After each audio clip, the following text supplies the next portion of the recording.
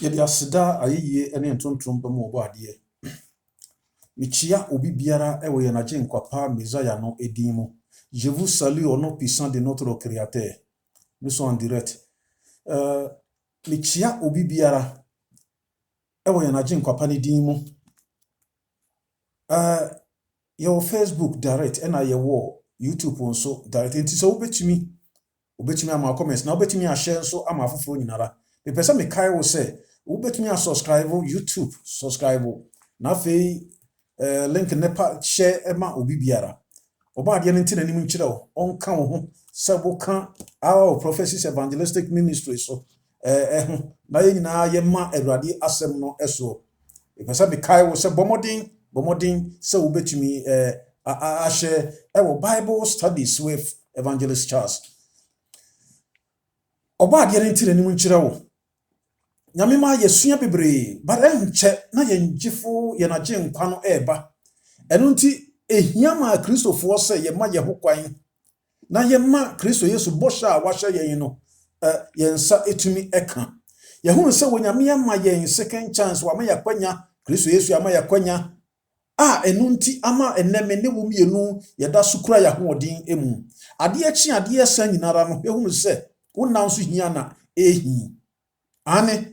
Onyankopɔn ɛka kyerɛ Adam ɛwɔ Genesis chapter 3 verse 19 no sɛ wofiri dɔteɛ mu wobɛsan akɔ dɔteɛ mu sɛnea nipa wuti biara no ɛno nti no nea ɛwɔ sɛ yɛyɛ ne sɛ yɛbɛkae yɛn bɔfo wɔ yɛn mmerante bere mu sɛnea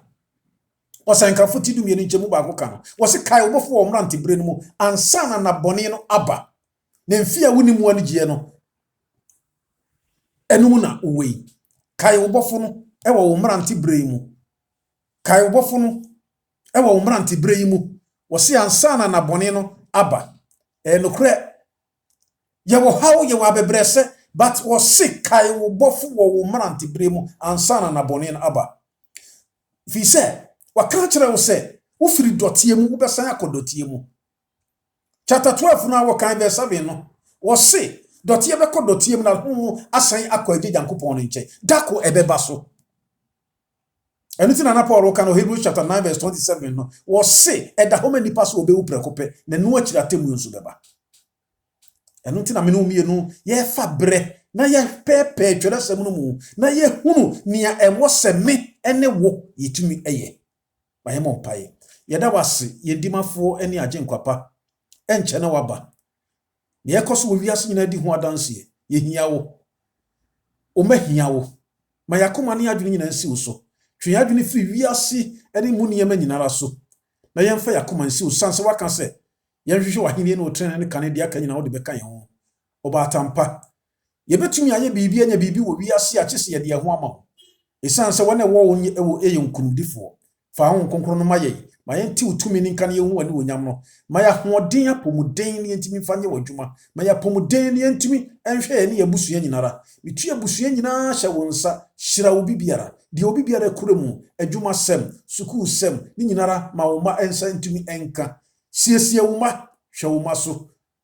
ne ka yɛ ho ne yakoma ne adwene nyinaa no ɛmfiri wiase bɔne nyinara so ne yakoma nsi wo so wɔ Jesus Christ odin mu nti amen. Yet also and ye got the promise of the Holy Spirit. Boshe wo Nyankopon ahye yen efa honhom konkro no ho e wo twerɛsɛm no emu. Eyade ehia pa. Yesu Kristo enam nasɛm so eka kyerɛ yen. E wo John chapter 14 verse 16 no. Wo se na me de me bi sɛ agya no wama mo chi gyinafo foforo na wone mo aba betena da. Yesu Kristo obusa agya no na wama yɛ okyigirafo okyigirafo a Kristo ebusa agya no ma ne dia ma yɛ no enye obiara enye wo papa enye wo maame enye wo pastor enye wo difoɔ enye wo nua na emu ɛyɛ honhom konkron no wɔno na Kristo Yesu busa na ma yɛ wɔno na Kristo pɛsɛ wɔde yɛn gya no enti wɔ se bibisa agya no na wama mo okyigirafo bi wama mo ofutufuo bi wama mo rekyekyefo bi wama mo tumi bi a wɔbɛtai wɔkyi na wɔne wayɛ de wo yɛ biara ɔbɛbɔ ho bae ɔbɛboa wo ɔbɛmo anya anigye na afei awerɛkyekyerɛ ɛnyɛ obiara sɛ wo konkron no saa wo mi ne wonyame aka ho asɛm wɔ apam dada ne mu akyerɛ titifoɔ no ane He said, so Isaiah chapter 32 verse 15 was say, obefiri soro ahwie honhom no agumo so na esere so ebedane asase kama baby ye duade wo ho enye ye mpo no ye duade wo ho ebeye yi wo sanya honhom letie wo se obefiri soro ahwie honhom konkura agumo so obefiri soro ahwie nsu agumo so ama asase ye sera ye dua bibi wo ho no enye yie no ye betumi dua bibi ama na ye yie die ase ye beye ye die aye basa beye ye die ewu benyane die adabe sorry die achie begina die ebu be kanse animo aye ho kokuru ntumi no de dwumadi yesu no nkono no wonyame eka kire tetefo no se wonsa ebeka ane eye wonyame enu asam no Odifo Isaiah wo da na dia me yehunu sania onyame dwune ne man ho onyame dwune ne ma ho se me ne wo mienu no ya ye sereti se dien eniema nkoye se dien de betumi aboa ye ene ho ngonkron no ene nti wose me bi se agare no amamo chigina foforo na wane mo abetena da ena Isaiah ka kire yen se wo de ho no ma wo ka kire tetifo no se wo behwie gu won so eti se nsu a wo to agu sere so wo tagu srasa asiso ne hono obeto nsuo bi aguso ama wo dua bibi biara ebeyi hon konkro no eye bosha wonyame ahye ye eye bosha wo hye tetifo no sese won saka eno ne betimi asiesie wo fi se wonam Isaiah so katra Isaiah 26 na mema mu akoma foforo na me de me hon foforo so ye de masemu na meyi oboa akoma na wo mu no afiri mu na mema mo honhom bia ebetimi aboa mo mesesam akoma mema mo akoma pa me de honhom pa so behye mo onyame baabi a wo ma honhom na tena no ene yakoma mu enti e wo se wo mo akoma foforo e wo se wo siesie wakoma na wo de honhom bi ehye mu de onyame ye no eye ni jipa o wo hunu se onyame se wo bayi wakoma dada na firi hono eno nti na se David wo kan na odi kan Bisa on said to Jesus Christo catch there Pharisee for said meja gusu ye adwuma bepema ene adwuma na gye ye no na gye ye adwuma se what is fitani bia wa ye kai de biara da wa ye kai na wiye kai na ye adwuma na enso se bi to kai no a e wo se wo ye ho adwuma ma na ye yie enti David catch there onyankopon se Psalm 51 wa kofa wo bi yera me ye wa me yase kuno wa fa wuli ayere wa me yase kuno na David yasem o kan ni se onyankopon humi mo bo se wado yete wo bro hu odo so nti se wo pepa me boni ayi me boni nyina firi hormo dia ene de yasa yo meni Psalm 51 verse 10 go you know wo se David ka kire ne se awurade ene ye bo akoma foforo e ma me mpesa akoma yi sesano ma me bo foforo bi ma me esan se wa hye me bo se wo be ma akoma foforo wo de ho foforo be ma me ene ye me ka se awurade bo akoma foforo ma me nema me honhom foforo a asietim ya honhom foforo asietim wo me mu enunti David mayeti asie se wonyame tumi bo ade foforo wonyame da so ye adwuma enunti no wonyame siesie di bonyeni obi akoma no nakoma na aseye akoma no apro adwemponi wo mu esusuboni wo mu ekudisem wo mu krono wo mu nsade no wo mu eni ehudie wo mu yinsen wo mu onyame no netimi sisa no ma ne ye wa fa wo biyire ama ye kuno wo ye dwamanfo ye wudini ayakoma no ne ma no koye sa enu nti no Jeremiah chapter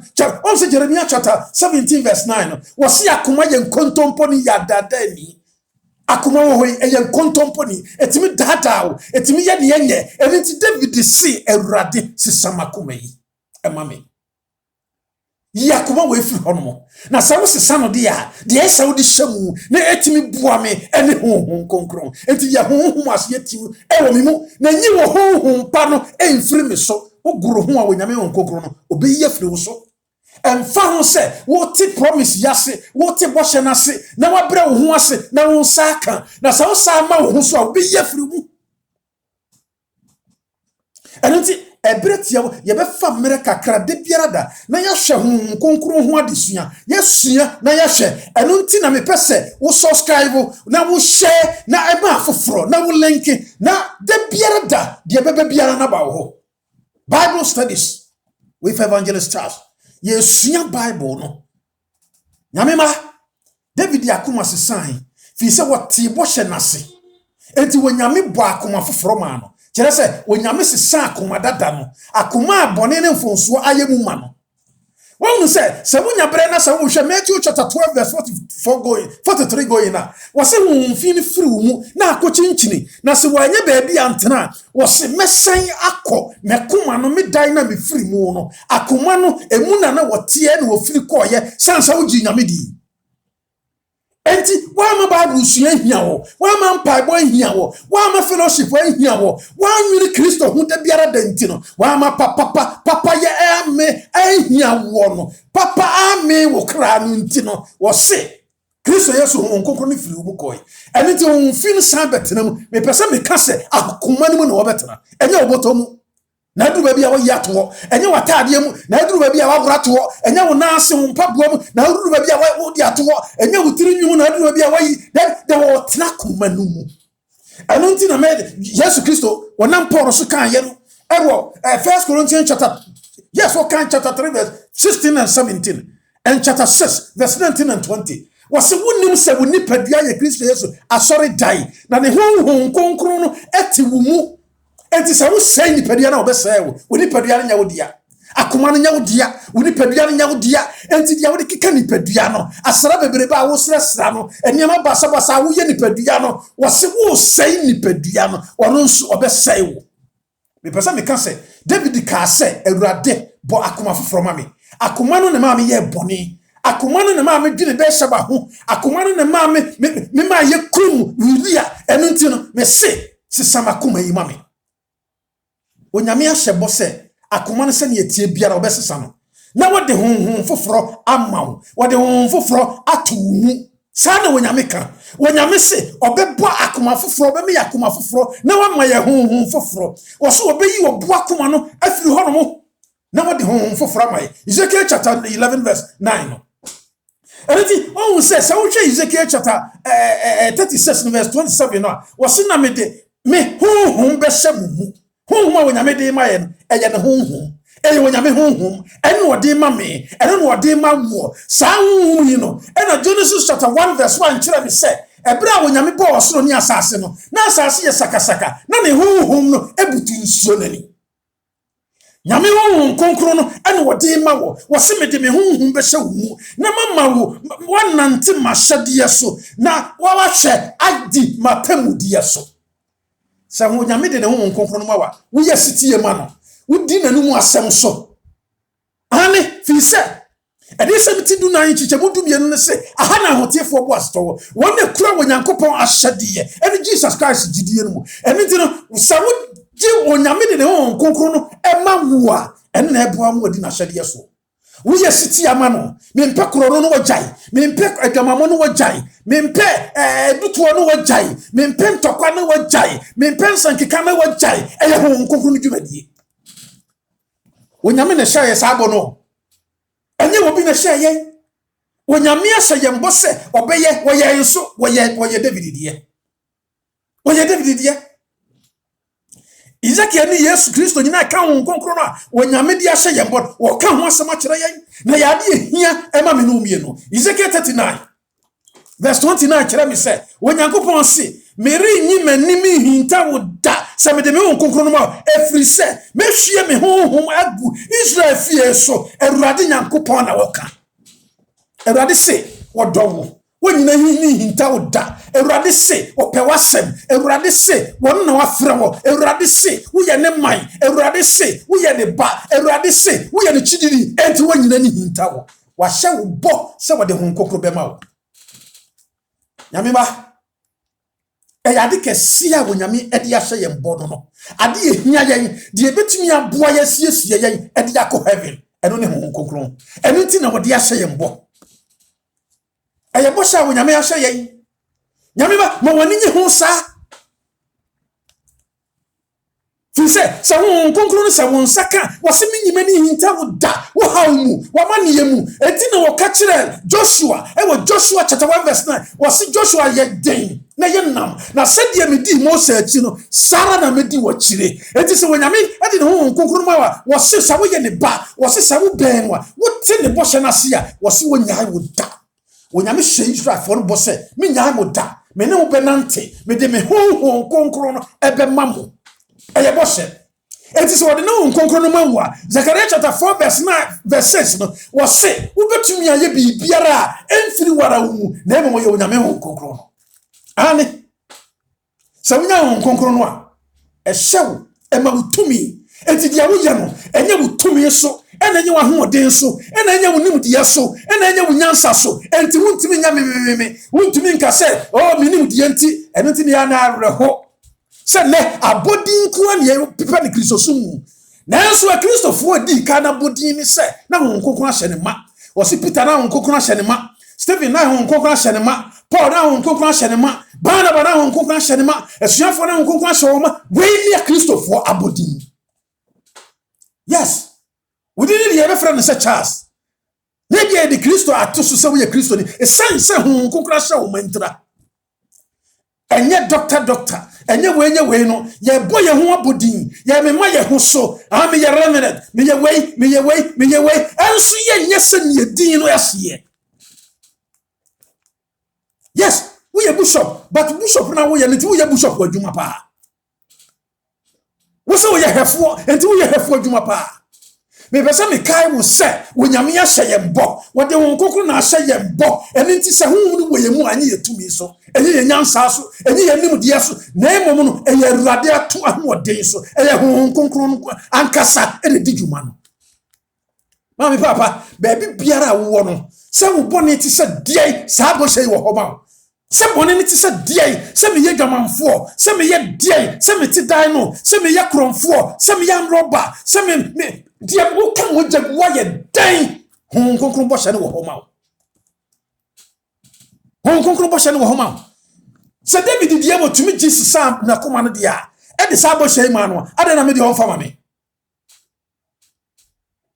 adentira na etoji ye nyara eye ye nyara nkasa me ye betumi adwene ho wo sese ye adwene hon konkron de biara da ne ya sere no a sa bo hye wo ho e ma me no omie no se ye ma ye ho kwai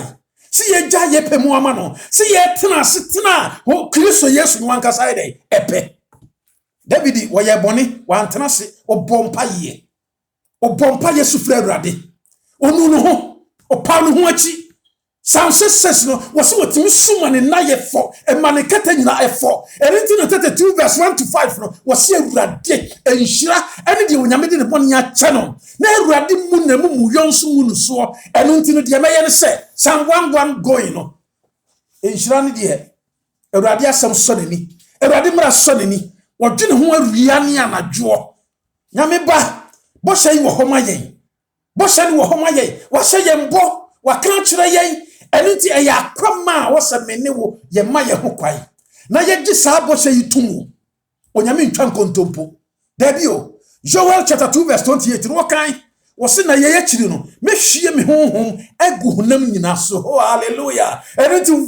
wo ya akwa wo ya afna wo ya akwara wo ya pani wo se na chiri no obehwie ne honhom agu honam nyina so obehwie ne honhom agu akromfo nyina so obehwie ne honhom agu wonna wo bokro no di awuo na wasakira wona dwen honam nyina ebetumi anya honhom konkro no nyame ba semi a wotie biara no wo nyame behwie ne honhom konkro agu so sa wo ma ho kwaye a eya boshe wo ho ema yen adebonyefo yi ye dane ye ho ne ye de ho manoa na mo ema benin ene mo ema ma ahyenkom na mo empanin asusu adaye na mrantie nyinara so oh ehu ani so ade kire se wo nyame de ne ho nkonkoro be ma ye behunu ne aye gomu ye behunu ne eba ye behunu ne atwam ye behunu Jesus Christ se wo ba eye boshe wo nyame se na wo ye kire no obehwie ne honhom agu nam nyinara so emfa ho ema wabamu mu ensuro na sususu bompa ye kachire Awurade se Awurade wo hye wo hode a hwie gumi so mapa me ho achi me boni me nya biem kan boni no kire no Awurade mu butu form etobre bia da form fo anu twitwiri form kan boni no form so kire no na won fa nchew enya nipa na wo ka kire no debi enye statue na wo ka kire no debi eye wo nyame ankasa wo fie wo dem ka kire no na won fa nchew o se bo hye wo ye adwuma obehwie honhom konkro no agu honam nyinara eso na nkoa ene mfra so na mehwie me honhom konkron so bae dey babu wona nipa ye ne nipa mu ye no se ye ma ye ho kwan ye gya ye pem ma Kristo Yesu a menia bo hye no wo homa wo eni ho ma esikafo enko eni ho ma ahemfo nko eni ho ma mpanimfo nko eni ho ma leaders nko na wo ho no ma ye mpapa hwekwa yi ye enkoa ne mfrai wonyame konkron wo homa ye bo hye wa hye waka ani na bo hye ne baamu ohun se tetifo no wom di onyame konkron no eboa wo ye adwuma but Kristo Yesu ya ka no sononko kwan so se obuse agya na obema ye ochiginafo foforo wo ba be ye adwuma sononko kwan so na ye adwuma sononko kwan so edo na John Walker no wo Matthew chapter 3 verse 11 no wo se me de me bo asu wo ensuo mu ekwa adwen sakere mu na de wo di machirere ba no de ne ho eye din sene me na me nsese me sane ne mpaboa ne sokota empaboa mpo ane ono na obebo mu asu honhom konkron ani wo ja emu nyamima Yesu Kristo bo asu wo honhom no wogya mu se ye di Kristo Yesu dia honhom no Yesu Kristo abo fulfill the promise we say amaye na Yesu die se ye di ne dia obo Yesu wo honhom konkron mu ani wogya mu ani san honhom no hibone ogya ne be hibone ogya ne be pamo nyema bia ya ne dada fie mu nia ne ye ntumi nya no ebe hye ani bone ehu ebe hye akwadro ebe hye mansotwe ebe hye apripridie ebe hye adwamammo ebe hye wokru wompra ebe hye bituo ebe hye nrogigie ebe hye abosonsom ebe hye nyema bone nyina fie mu honhom no dwumadie no wo se Yesu Kristo ena obedi sa dwumai nyameba wona wode wo homa Yesu no kware mo won sabe kasa abohye ane enti wo se me dia me bo asu won suo mo kwa biensa kire mo enti wo hia sa wo bo asuo na Yesu Kristo se wono de obo asu wo se de odi machiri ba ye Jesus Christ no wono de obo asu wo honhom konkron ani ogya emu Yesu Kristo bai enti wo hye ne ye adwuma nyameba me pese me kai wo se boche we say wo hye e wa apam dada ne mu bebre di ye adwuma eye won so adwuma waje wo sesan wona brabo esesan won su e di won ye awurade adwuma no wo hye bo sa bo hye wo hye ye wa ka kire ye etimi no mie no ye man ho kwan no ana ye man ho kwan ana wo so bo su e wo honhom konkron ani wo ja emu nyamema se wonya honhom mu asuba se woji Yesu Kristo dia se wode honhom no kware mu a wonya honhom konkron no eni ti wo bo wasu na wo jano hye mu bone wo jano pamo ne ma bone o jano ma wutumi ya hyetumi ya nam etumi ya de tunene enye wutumi ne wa hoden so na emu honhom no a wode hye wo bono a e wo se me no mie no ye bo hom paye also me no me ni Yesu ni ebusa agya no se sa bo hye wei no me pebi me bo hye wei no me hwehwe bo hye wo hye yei no enti e ba mu ana gyenkwa me hia sa honhumi when he come Isaiah no ho asem no woka ye ni kire ye Jesus Christ no ane Yesu Kristo no ankasa kan no kura se ne ye hani kan ya na chapter 1 verse 4 wo se na wonu wie kasa no ene wo hye won se won mu free Jerusalem enko na emom won tena Jerusalem so won tena Jerusalem na won ntwen agya ne bohye a woka kire won se mo sabeka no fi se Yohane die wodi nsuo na bo asuo na nayi mu no me bebo mo asu e wo honhom konkron ene ogya mu Yesu Kristo di ho adanse ye kan sa eno nti die Yohane kan ye no eye no kure se Yesu Kristo ene obo asu honhom ene ogya emu eye Jesus Christ na wasi na wone won wie na wone won hia no wo hye won se ma won mfiri Jerusalem verse 5 say Yohane die wodi nsuo na ebo asu na me die enayi mu no erinche na mebo mu asu honhom konkron emu Yesu confirm asemu a Yohane kan ye no e wo Matthew 3:11 no eno nti Yesu Kristo aka kire yen se ye hia subobi eye honhom de no ya bo asu wonsuo mu ani meni asa wunya mu asu mpa wo hia sa wunya asubo na wunya honhom konkron mu asubo na wo na betimi asesa wo enye sika wo kotua amadifo na besesa wo enye sika wo tua no bebrebe no na esesa wo dabi na mu abrabo pa wo bo gi a wo gi Yesu Kristo adie na wadane aba ne nchen Yes, can we look chapter 24 verse 49 no. Na che mere soma meja boshe no meja boshe no aba mo so enti montena kuro yi mu enkosi se obebo mu esu e wo hu enti me soma eja boshe no a wo hye wa pamde de mu no eja ne boshe no wo hye wa Isaiah no eja ne boshe no a wo hye wo Ezekiel no sa boshe we me soma na maraba mo nche me ko ne beba enti montena ha kopim se boshe ne beba nyame ma sa boshe we no ye twen no John chapter 16 14 verse 16 no one say wase na me die me bi say eja no na wa mama ochina foforo no ma betena da na e yare ho sem wo hanom say verse 17 no enokware honhom a wiase ntumi nyi no obi a wo wiase mu niam ntumi nyi no eno nti na fa John chapter 2 no verse 15 going say mu no wiase ana niam wo wiase ye so obi do wiase eja ni do ni mu ne wo wiase nyina ani wakono asetena mu ahoho ho a honam akono honam mu niam we ye mu ni kire say sa honhom ye nsa ntumi nka nyamima wahye bonu o hon konkro ni bo nanso wose en o ye nakura honhom sa honhom no ewiase ntumi nyi no ene se obi ewiase mu niam awo no ntumi nyi no obi akoro no wo no ntumi nyi no obi adwamama wo no ntumi nyi no obi ansankeka wo no ntumi nyi no obi atoro e wo no ntumi nyi no obi obokoro no ntumi nyi no obi a oda so enu jot no nsaden ni ade entumi nyi no obi oda so TV no mu entumi nyi no obi a oda so te kwaya no na won ka ne bone nkyere awurade nyae no ontumi nyi no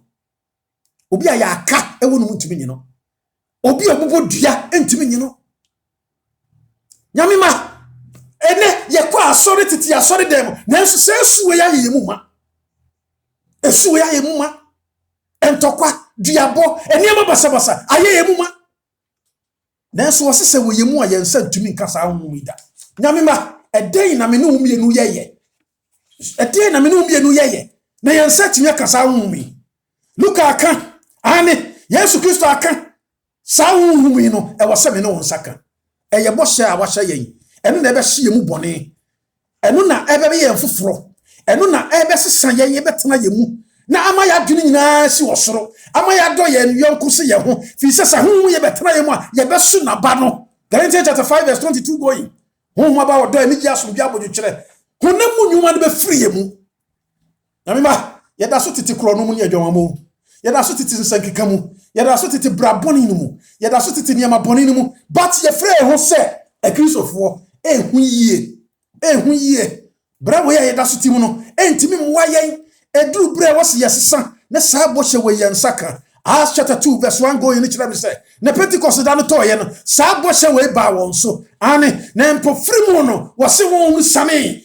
oh ti se jabe sisi won atifi boshe we eba mu won konkro ni ye won so mu adwuma na esesa won abrabo no won so na ansa na no wose montena Jerusalem wo motena Jerusalem Acts chapter 1 no wose wọ́n tena ho mo akopim se ho nkonkon ba won so wọ́n ko tena ba so ho e bompaye kika won bone kyerɛkyerɛ won nunu won ho wọ́n ni Kristo ya adwenkoro wọ́n ye siti ye ma Yesu sabo hwe si ensa be timi aka Acts chapter 5 verse 32 no Petro say what the hunu ma won na wo ye siti ye ma no wona wo ye siti ye e ma Awurade wona won saka ho nkonkon no eye bɔhye David yesitie David kan boni menum ye no ye hia sa bo hye ane menum ye no ye hia sa ho konkri ane nanso kyese ya kan ye boni nanso kyese ya paw ye ho achi wose sa ho no ba ye so obeka aka ye na onyankopon wose no no kwa okiginafo de ho konkro a obeba mo nkyɛn no wono ɛna ofre gane nkyɛn beba no wono na wode mi die bi beba na afa wose wo yede obeka aka mu de maka kyerɛ mu nyinara na obekyerɛkyerɛ mo kwan so akɔnukure ni nyinara emu atoro be free yemu obeka yen de onyankopon Kristo Yesu akyerɛkyerɛ yen obedi Yesu hu adanse akyerɛ yen na obeyi wiase atan obeyi atan obema yehunu nia ebe nyinara hon konkro dwumadie pa obema ye ni Kristo ntam onyankopon ntam ayonkofa no aye kese kyerɛ sɛ ye ne be ya nya ayonkofa emu odu ye be ye no kwafo de beri ye bia danka wo ye ni onyame ntam be free ho sasa hon konkro no ba yen so a John Roman 4 kyerɛ sɛ Roman chapter 8 verse 26 no sɛ hon no boa ye mere yemu bra ye bom pa ye sen honhum de opinion ni kabia di ma ye enti se me ne wo ene ye adeboyefo ya ye boni ye ka ye boni kire no e wa hunu pamu a honhum no de opinion ni kabia edi ma ye e na agya de ye boni kye ye honhum no ma agya no odi ma ye wo de ye boni kye ye wo twe ye firi boni mu na wo siesie ye nyame ma me no mienu hia honhum konkron no bo hye ne ye adwuma bo hye ne by the promise of the Holy Spirit when you mean share sabodo Yesu Kristo abeto us wakani nyina kire ye wo se ye honhum afiri agya ne nkyɛn enti Kristo Yesu se wono ene wode ye gya no enti wa hye ye mbo ye behwe se ba mu a oba ade ne pa wo kina ye behwe the fulfilled of the Holy Spirit oba ade ne tina nim nkire wo se wo dwene honhum no ho obetimi afrɛ me 0032 456 obetimi afrɛ me 72 8682 bomode ne frɛ me na ye nsua de bomode ne frɛ me de wonti ase biara no ye nyina ye beka bomu ne ye de mpaibo ne ye sua pensem twirasam no mu bomode nse obetimi alinki na wa share na wa subscribe onso he said ene Christopher bebre ka ho kokun wasa bi e behwe the promise fulfilled ye sua ne ahwesa wo no ba ye mu a boshe wen eba mu ane ne ba ye mu ade na eyeye die na yeye emfaso ben ye nya woso he said ene Christopher bebre ye ka ho kokun wasam ye ka se wo kokun nanso but ye erade mu aye na ye nyina ye ntimi nkamo mu na ye nsua oba de nti na nim nkire won ka ho no hya wodin wonadom ene na humobro pisu nti no amen.